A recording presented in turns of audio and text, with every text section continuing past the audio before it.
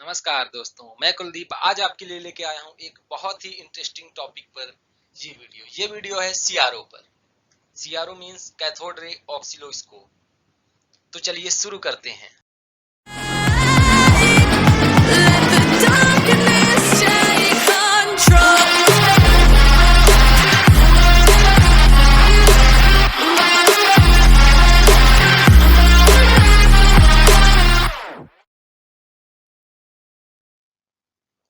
What is CRO? सबसे पहले हम ये जानेंगे सीआरओ है क्या। सीआरओ का जो फुल फॉर्म होता है वो होता है कैथोड रे ऑक्सिलोस्कोप। एंड सीआरओ क्या है? एक इलेक्ट्रॉनिक टेस्ट इंस्ट्रूमेंट होता है जो कि जनरली जो हम डिफरेंट सिग्नल इसमें इनपुट करते हैं तो उस सिग्नल की जो वेव फॉर्म होती है उसको ये शो करता है। In the early days it is called as an oscillograph. पहले टाइम में इसे ऑक्सिलोग्राफ के नाम से भी जानते थे। करेंट टाइम पे इसे कैथोड रे ऑक्सिलोस्कोप के नाम से जानते हैं। The oscilloscope observes the change in electrical signal over time. Thus, the voltage and time describe is shape and it is continuously graphed beside a scale. Generally जो ये ऑक्सिलोस्कोप होता है ये क्या करता है? ये किसी सिग्नल में पूरे टाइम कितना चेंज हो रहा है उसको ऑब्जर्व करता है, उसको मॉनिटर करता है। मतलब किसी सिग्नल में कितना चेंज हो रहा है उसको ये मॉनिटर करता है और साथ ही ये वोल्टेज और टाइम के बीच में एक ग्राफ बना करके एक स्केल पे शो करता है, जिस ग्राफ को देख करके या जिस ग्राफ की वेव फॉर्म को हम देख करके हम ये पता कर सकते हैं कि इसका एम्पलीट्यूड या फ्रीक्वेंसी, टाइम डिस्टॉर्शन या राइज टाइम इंटरवल ये सब क्या है या कैसे हो रहे हैं। तो जनरली सीआरओ किसी भी वेव फॉर्म को मेजरमेंट करने का काम करता है। प्रिंसिपल, सीआरओ का प्रिंसिपल क्या होता है? जनरली जो सीआरओ होता है वो इलेक्ट्रोस्टैटिक फोर्स लगने के कारण जो इलेक्ट्रॉन रेज में मूवमेंट होती है उस पर ये डिपेंड करता है। मींस जो सीआरओ की वर्किंग है इलेक्ट्रॉन रे के मूवमेंट पर ये डिपेंड करती है। क्योंकि जब ये इलेक्ट्रॉन रेज मूवमेंट करते हैं और फॉस्फर फेस पर जाके ये हिट करते हैं तो एक ब्राइट स्पॉट बनता है फॉस्फर फेस पे, जिसके कारण जो हमें सिग्नल है या जो वेव फॉर्म होती है, वेव फॉर्म का एक ग्राफ हमें दिखाई देता है। जब ये ब्राइट स्पॉट्स कलेक्ट होते हैं, मींस ये ब्राइट स्पॉट बनते हैं तो उन ब्राइट स्पॉट्स के रूप में छोटे छोटे ब्राइट स्पॉट्स के कारण ये हमें वेव फॉर्म दिखाई देता है। और जनरली इसका जो प्रिंसिपल है ये इसी पर वर्क करता है। कंस्ट्रक्शन, सीआरओ का कंस्ट्रक्शन कैसे होता है? सीआरओ में जनरली 7 पार्ट्स होते हैं। पहला हो जाता है पावर सप्लाई, सेकंड क्या है? वर्टिकल एम्पलीफायर, उसके बाद डिले लाइन, फिर trigger circuit, time based generator, horizontal amplifier and last CRT cathode ray tube. हम इनके बारे में थोड़ा थोड़ा जानेंगे। पावर सप्लाई, जनरली जो सीआरओ होता है उसमें 2 तरीके की पावर सप्लाई की जरूरत पड़ती है। एक होती है हाई वोल्टेज और एक होती है लो वोल्टेज। जो हाई वोल्टेज पावर सप्लाई है वो सीआरटी में सप्लाई होती है, क्योंकि सीआरटी में इलेक्ट्रॉन गन होती है और उसको चालू करने के लिए हायर वोल्टेज की जरूरत पड़ेगी, तो हाई वोल्टेज की पावर सप्लाई सीआरटी में की जाती है। और जो पूरे सर्किट में जो पावर सप्लाई होती है वो लो वोल्टेज की पावर सप्लाई होती है। तो इसलिए इसमें 2 तरीके की पावर सप्लाई।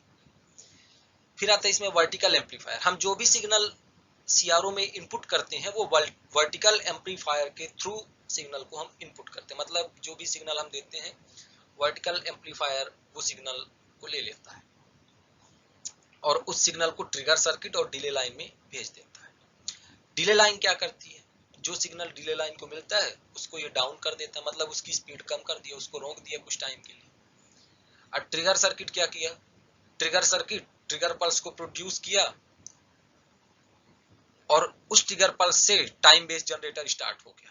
अब टाइम बेस्ड जनरेटर क्या किया? इसने भी एक नया वेव फॉर्म बना दिया, उसका नाम रख दिया साटूथ वेव फॉर्म इसने भी बना दिया। अब वो साटूथ वेव फॉर्म जो है सीआरटी में हॉरिजेंटल डिफ्लेक्टिंग वोल्टेज की तरह यूज होती है।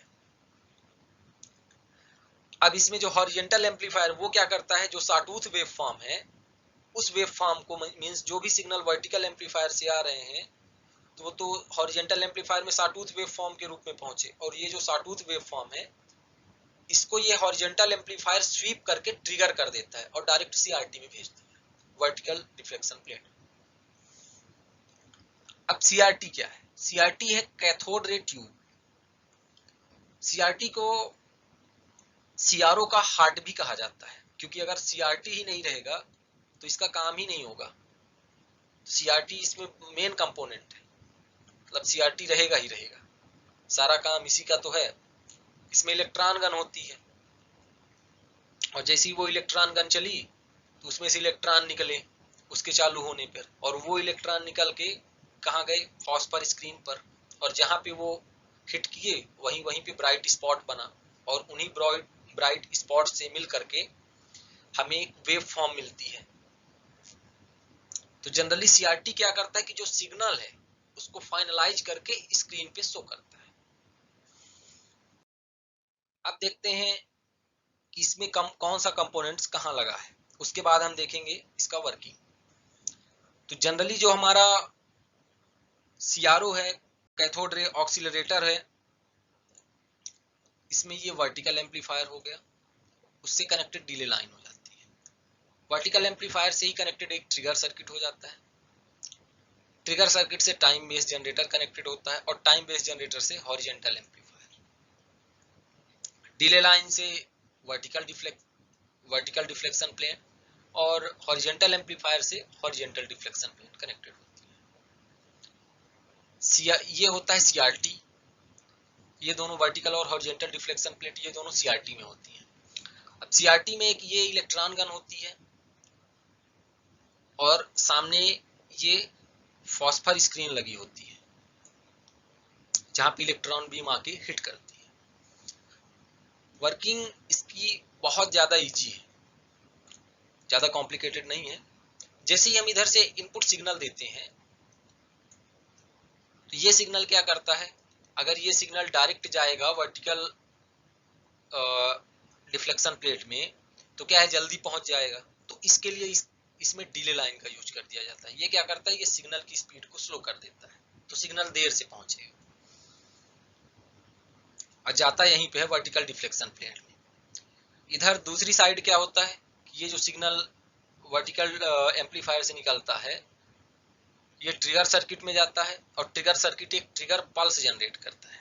जैसे ये पल्स जनरेट किया उसके बाद ये टाइम बेस्ड जनरेटर स्टार्ट हो गया। उस पल्स से टाइम बेस्ड जनरेटर स्टार्ट हुआ तो ये एक सॉटूथ वेव फॉर्म दे दिया, मतलब ये स्टार्ट हुआ तो ये एक नई वेव फॉर्म दे दिया। ट्रिगर सर्किट पल्स जनरेट किया और टाइम बेस्ड जनरेटर एक सॉटूथ वेव फॉर्म दे दिया स्टार्ट होने के बाद, पल्स से स्टार्ट हुआ और दे दिया।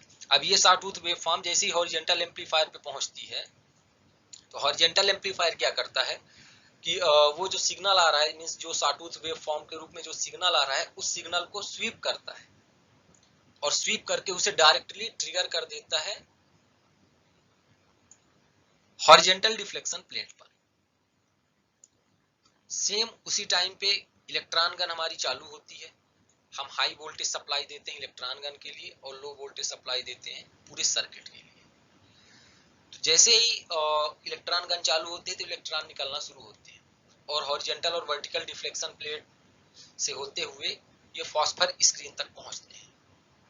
और फॉस्फर स्क्रीन में जैसे ये इलेक्ट्रॉन हिट करते हैं, जैसे ये इलेक्ट्रॉन हिट करते हैं तो जो एक्चुअल सिग्नल की लेंथ होती है, जहां जहां ये हिट करेंगे वहां वहां ब्राइट स्पॉट दिखेगा, और जिसके कारण हमें एक्चुअल सिग्नल की लेंथ दिख जाती है कि ये सिग्नल की वेव ऐसे है,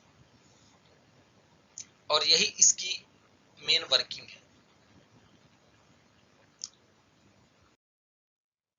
एप्लीकेशन ऑफ सीआरओ। सीआरओ के एप्लीकेशंस क्या है? The CRO is used to measure the voltage, current, frequency, inductance, resistance, power factor, etc. Means जो ये सीआरओ है इसका use voltage, current, frequency, power factor etcetera इन सबको मेजर करने के काम में आता है।